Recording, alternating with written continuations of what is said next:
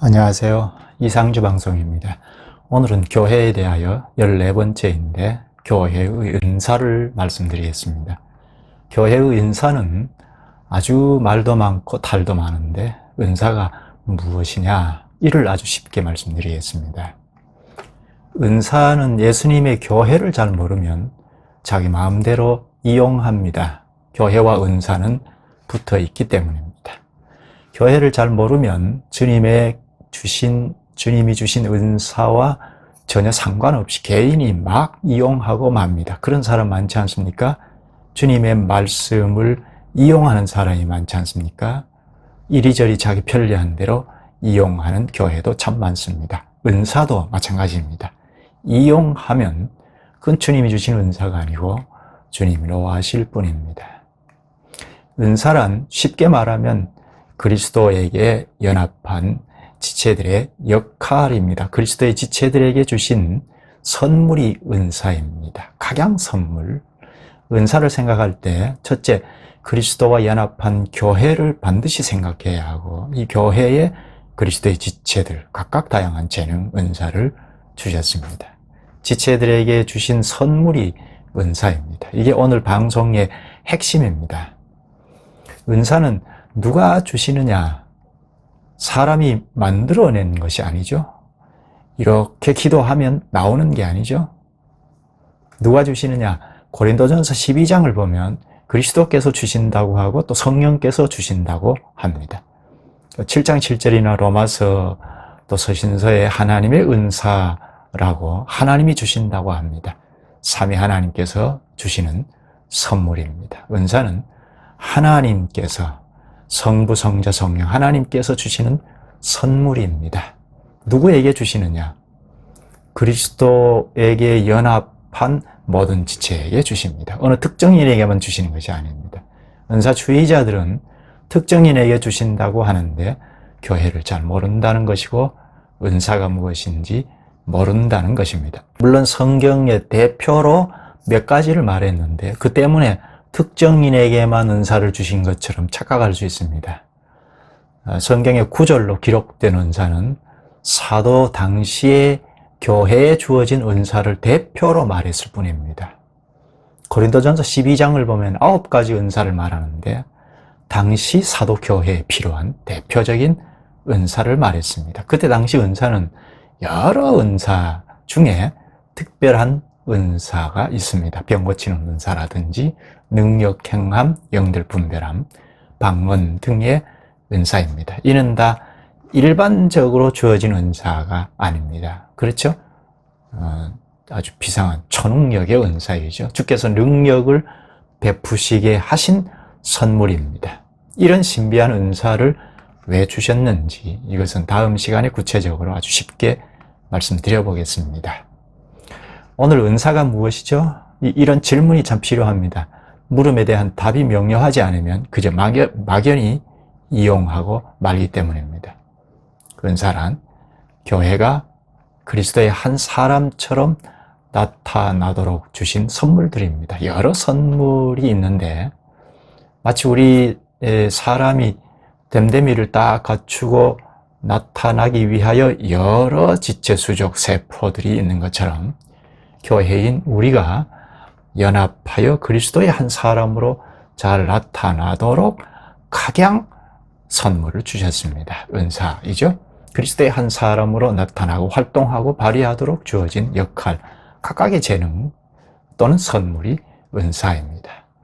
누구에게 주시느냐? 모든 지체들에게 다 주십니다. 우리 신체의 지체를 보면 이 손가락 하나를 보더라도 다 각각 재능이 있지 않습니까? 엄지, 검지, 장지, 약지, 새끼손가락, 이게 다 연합하여 물건을 든다는 말입니다. 두 손이 합하여 더 무거운 물건을 들지 않습니까? 그뿐이 아니죠. 허리는 근육과 세포들이 버텨주고 또 발바닥, 발가락이 다 역할을 감당하고 또 여러 세포들이 다 유기적으로 힘을 받쳐주죠. 그래서 굉장한 힘을 발휘한다는 말입니다. 이런 역할, 재능을 교회에서 말할 때 은사 또는 선물이라고 합니다. 하나님께서 주신 선물입니다. 모든 그리스도인이 다 이런 선물이 있습니다. 한 가지 있을 수도 있고 두 가지, 세 가지 중복하여 주님께서 주시기도 합니다. 사도가 선지자요 복음 전하는 자의 은사도 함께 있듯이 말입니다. 왜 주시느냐? 그리스도의 한 몸을 이루라는 것입니다. 온전한 몸이 되어라는 것입니다. 모든 지체에게 주셔서 그리스도의 몸을 나타내라는 것입니다. 우리 신체의 모든 지체 세포들이 다 활동하고 발휘하여 한 사람으로 딱 나타나잖아요.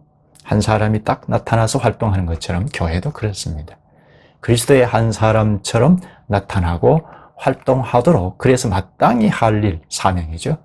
각 지체에게 그 사명을 감당하도록 각 지체에게 은사 선물을 주셨습니다.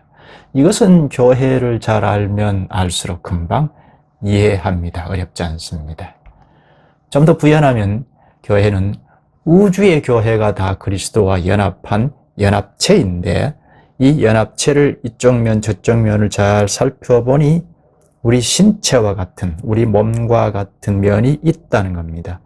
그래서 몸이다, 그리스도의 몸이다 하고 가르쳤습니다. 지금 이걸 생각하는데요. 그리스도와 연합한 교회는, 우리는 다 그리스도의 몸을 이루었는데 다 세포로 참여한 겁니다. 내 개체가 안고 그대로 참여한 것이 아닙니다. 그리스도와 연합하여 다 버리고 지체로, 그리스도의 지체로 참여한 겁니다. 이런 점에서 개체 개인주의는 불신이죠. 이러한 우리를, 불신에서 이러한 우리를 빼내어 개인주의, 개체 자기중심은 다 십자가에 못 박아버렸습니다. 그리스도와 함께 죽고 장사에도 참여하고 함께 부활에도 연합했습니다. 그 부활의 생명의 뿌리를 두고 그의 생명을 발휘하며 살아가는 그리스도의 수족이 우리입니다. 그리스도의 수족들이 한 지역 특성에 따라 모였어도 지체들 정도가 아니고 몸이라는 겁니다. 그리스도의 교회라는 겁니다. 이런 교회에 연합한 자는 그리스도의 수족입니다. 전에는 다 자기 중심이었죠. 이제부터는 그리스도의 수족으로 그분의 말씀을 따라 살아가는 분자입니다. 지체입니다. 이제부터는 지체의식을 가지고 살아간다는 것입니다. 이것이 기독교의 아주 독특한 점입니다. 참신자가 불신자와 독특하게 다른 점이 뭡니까? 자기 중심에서 벗어난다는 거죠. 처음부터 대단한 어떤 경지에 이르는 것이 아니고 그리스도의 교회를 바로 정하여 오래 생활할수록 개인주의가 점점 없어집니다. 이타정신이 탁월해집니다. 만약 교회 생활이 오래된 사람임에도 여전히 자기중심인 것은 첫째는 그 교회가 문제입니다. 교회가 양식의 공급이 문제입니다. 그리스도의 교회로 한 사람처럼 바르게 형성해서 가르치고 배우는 이런 일이 없기 때문입니다. 그건 분명합니다. 교회가 문제가 없는데, 즉 그리스도와 연합하여 그의 말씀을 따르고 전진하고 있는데 나는 내 중심이면 내가 문제이죠. 구원을 의심해 봐야 합니다. 교회를 이루면서 그리스도의 지체로 살아온 경험이 많으면 많을수록, 그러니까 교회를 잘 이루어야죠. 그런 교회 경험이 많은 사람은 그리스도의 지체의식이 명확합니다. 그런 그리스도의 지체의식이 명확한 사람일수록 이 세상에 나가서도 영향을 끼칩니다. 개인주의로 살지 않는 것입니다. 이 세상 사람이 다 자기중심이지 않습니까? 개인주의입니다. 도덕군자라 하더라도 자기가 저 밑바탕에 깔려 있습니다.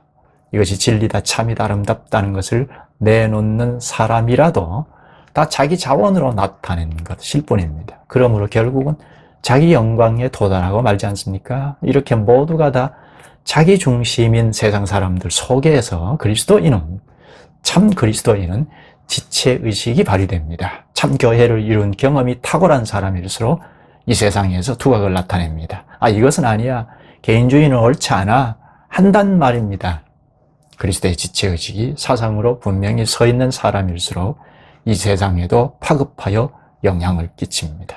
자기중심이 만연한 이 세상이기에 누가 봐도 금방 이타적인 사람인 것이 드러납니다. 그게 교회의 증명이고 그리스도의 증인입니다. 이런 점에서도 교회관을 자꾸 알면 알수록, 명료하게 깨달아갈수록 이 세상에도 파급이 됩니다. 지금 교회가 이렇게 수많은 교회임에도 자기 중심에서 못 벗어나잖아요. 영향력이 전혀 없습니다. 그러니까 이런 상황에서 나는 개인적으로 하나님과 관계를 잘 맺고 가면 되겠다 할 수 있는데 이해는 가지만 그 역시 극단입니다. 그리스도의 지체로 사는 사람이라야 그리스도께 영광이 됩니다. 지체의식이 명확한 사람은 그 뒤에 교회가 든든히 서 있습니다. 교회 속에서 그리스도의 증인으로 빛이 납니다. 교회가 없는 개인은 불신자와 같습니다. 자기가 주가 되어서 살아갑니다. 물론 부득불 혼자 살 수는 있습니다. 요즘같이 대면할 수 없는 비상시국에도 개인이 살아갈 수밖에 없지 않습니까? 그럴지라도 가정에서라도 교회적인 성격은 취해야 합니다. 교회란 첫째 그리스도의 말씀을 듣고 살아간다는 것 아닙니까? 둘째 성례가 있고 셋째 권징이 있다는 거지 않습니까? 가정에서도 노아 시대 때처럼 인류가 다 물로 다 멸망당했을 때 노아 가정은 교회적인 성격을 취한 것처럼 첫째 주님의 말씀을 따라간다는 겁니다. 그래야 합니다. 가정에서도 단지 가장의 말을 듣는 정도가 아니라 그리스도의 말씀을 듣고 살아간다는 말입니다. 그래야 합니다. 또한 잘못하면 권징을 주고받고 그게 교회이지 않습니까? 비상적일 때는 또한 예를 들면 초기 빌립보 도시에는 교회가 없어서 루디아 가정이 교회였지 않습니까? 교회가 없는 곳에는 가정이 교회적인 성격을 취할 수가 있습니다. 우리 구독자 중에도 저 워싱턴에서 한 2-3시간 떨어진 도시라 교회가 없답니다. 먼 거리에 있기는 한데 설교가 도통 주님의 말씀이 아니라서 들을수록 더 화가 나셔서 결국 가정에서 말씀을 듣고 살아갈 수밖에 없다는데 그런 예외적인 일이 있기는 합니다. 그러나 보편적으로는 다 예수님의 교회를 형성하여 지체로 그리스도의 수족으로 살아야 합니다. 요즘같이 교회가 완전히 이 세상에 짓밟힐 정도로 인간교회, 목사교회, 장로교회가 되어버렸는데 그렇다고 교회는 필요 없어. 나만 주님과 관계를 잘 맺으면 살 거야 하면 되는 게 아닙니다. 또 다른 극단입니다. 예수님께서 내 교회를 세우리라 하신 교회에 참여해야 합니다. 이 개인은 버리고 그리스도의 수족으로 살아야 합니다. 혼자 개인적으로 사는 데서는 구원 하나도 누가 보증할 수 있겠습니까? 자기 마음이죠. 내 마음대로 이렇게 저렇게 하는 것입니다. 이 점은 앞으로 이 방송을 자꾸 보시면 더 명료하게 알아가실 것입니다. 참 그리스도인이라면 당연히 그리스도의 수족으로 존재합니다.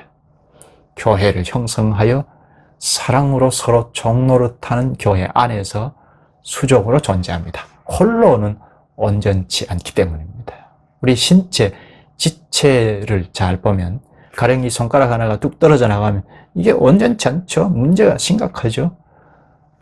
사람이 이처럼 개인은 다 불완전합니다. 특히 그리스도인으로는 완전치 않습니다. 하나님께서 이미 창조하실 때 벌써 사람은 더불어 연결고리로 연합하여 살도록 지으셨습니다. 아담을 마치 씨앗처럼 지으셨습니다. 인류의 나무를 형성하여 살게 하신 것입니다. 그런데 하나님과 결별함으로 다 개인이 하나님처럼 주장하고 살게 되었습니다. 이게 인류의 문제입니다. 아담의 집안에서 온 모든 인류의 문제가 다 자기가 하나님이 되어서 살아가는 것입니다. 이런 우리를 주께서 불러서 그리스도와 연합하셨습니다. 온전한 한 사람을 이루어 살라고 그리스도와 연합하여 수종 노릇을 하게 하셨습니다. 마치 우리 신체 세포들이 다 연합하여 유기체를 이루듯이 그리스도와 연합한 몸체가 된 것입니다. 그리스도의 한 사람이 되니까 비로소 온전한 겁니다. 나와 옆에 지체들이 연합하여 비로소 온전한 한 사람이 되었습니다. 교회 속에서 우리는 온전한 것입니다. 그리고 모든 지체들에게 각각 선물 은사를 주셨습니다. 각 지체의 재능 역할을 주셨습니다. 왜 주셨죠? 첫째는 한 몸답게 이루도록 주신 것입니다. 온전한 몸이 되어라는 것입니다. 따라서 자기를 잘 가꾸어서 지체답게, 세포답게 건강하게 가꾸어갈 필요가 있습니다. 나를 자꾸 양성시켜서 어떤 경지에 이르라, 그것이 아닙니다. 기독교의 독특함은 바로 그리스도와 연합한 지체, 내가 지체로서 건강하게, 지체들이 다 건강하게 가꾸어야 그래서 연합하는 이 교회가 그리스도의 교회답게 든든히 서는 것입니다. 교회가 그리스도의 몸으로 건강하게 서기 위하여, 그래서 할 일을 위하여, 사명을 감당하기 위하여 은사가 주어졌습니다. 자기 잘난 멋에 사는 것은 주님 주신 은사가 아닙니다. 그리고 특별한 은사, 사도시대 때 주신 은사, 앞에서 말했는데 다음 시간에 말씀드리겠습니다. 여기까지 할까요? 괜찮으셨으면 좋아요, 구독을 눌러주시면 많은 힘이 되겠습니다. 오늘도 우리 모두가 사회적인 약자를 돌아보시는 그리스도의 수족이 되시면 좋겠습니다. 우리 주변에는 참으로 힘겹게 살아가는 생존의 위협을 당하는 사람들이 있습니다. 이들은 우리가 그리스도의 수족으로 돌아볼 수 있었으면 좋겠습니다. 고맙습니다.